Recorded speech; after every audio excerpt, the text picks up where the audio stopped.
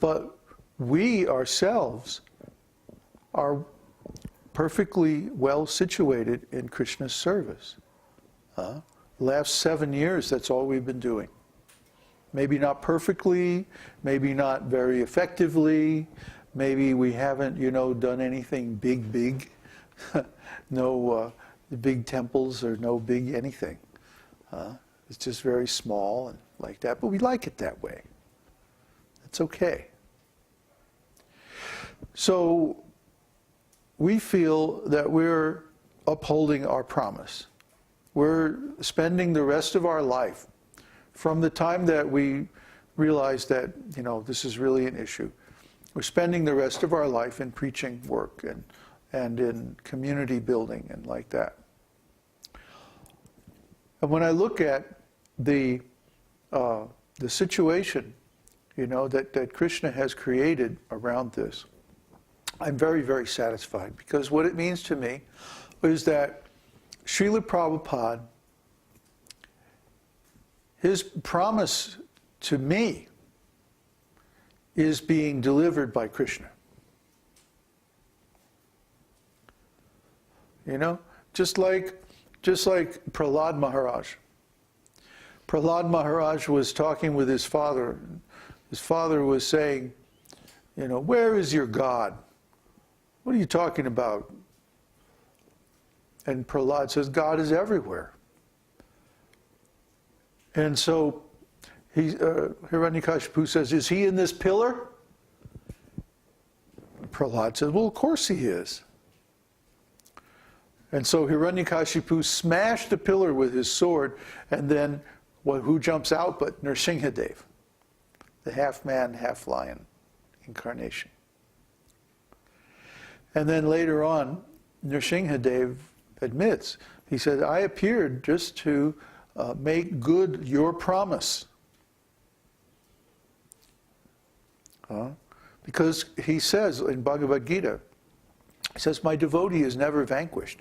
He says, declare it boldly, Arjuna.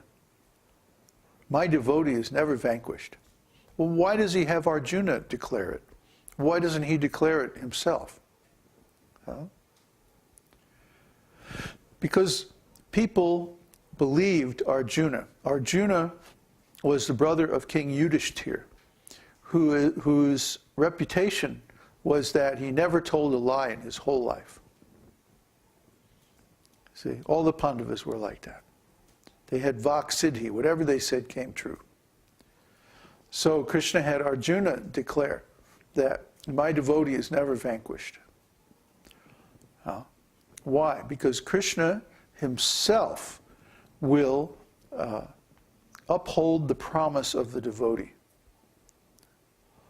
Another example from Mahabharata is when Bhishma made a promise that I will get Krishna to pick up arms.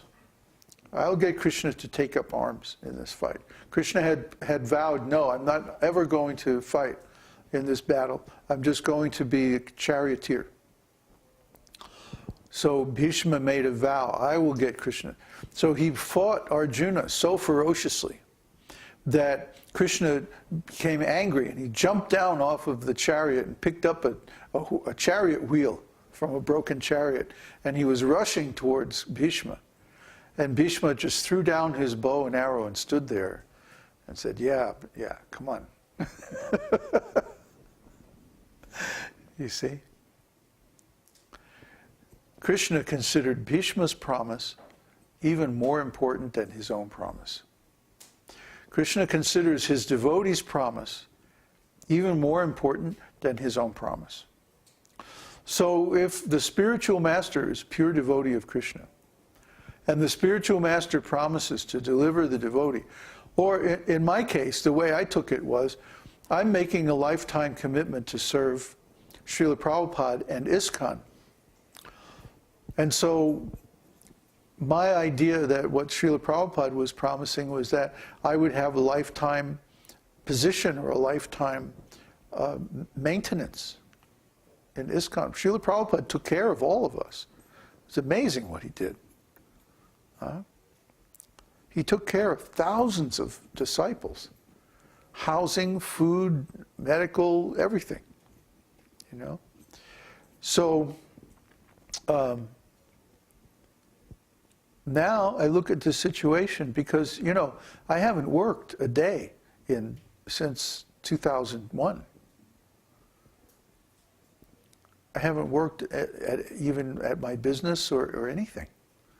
And yet, right now, right this moment, we have more assets than I've ever had in my whole life at one time.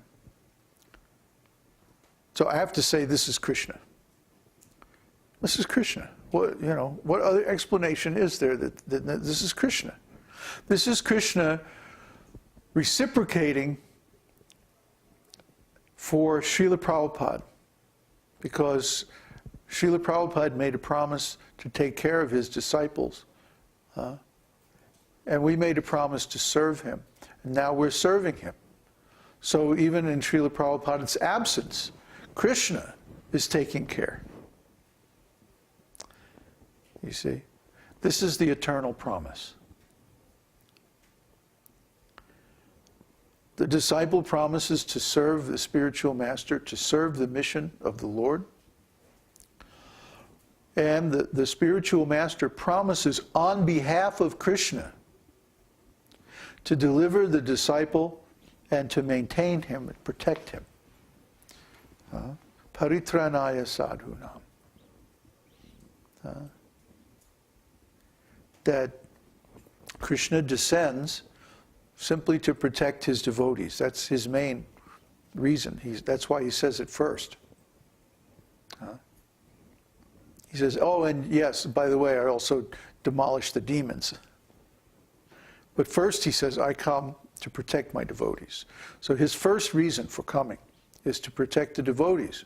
And Krishna appears in the form of his holy name in Kali Yuga.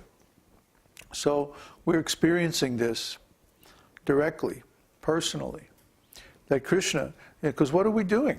We're just picking up our mridanga and chanting a few minutes of kirtan every day. Maybe we do Vishnu Sahasranam, you know, and then we stream it out on the internet and we upload it to YouTube, and a few people watch it, a couple hundred people maybe watch it, you know. I mean, we could probably, you know, in terms of reaching lots of people, we could probably reach more people if we just went on the main street of downtown Pukan and did kirtan, you know. But we're lazy. So we use the internet. Well, actually, thousands of people are watching our videos. We have more than 1,000 views on YouTube every day. And that doesn't count our blog. And our blog is getting streamed to Views, VUZE.com, I found out today.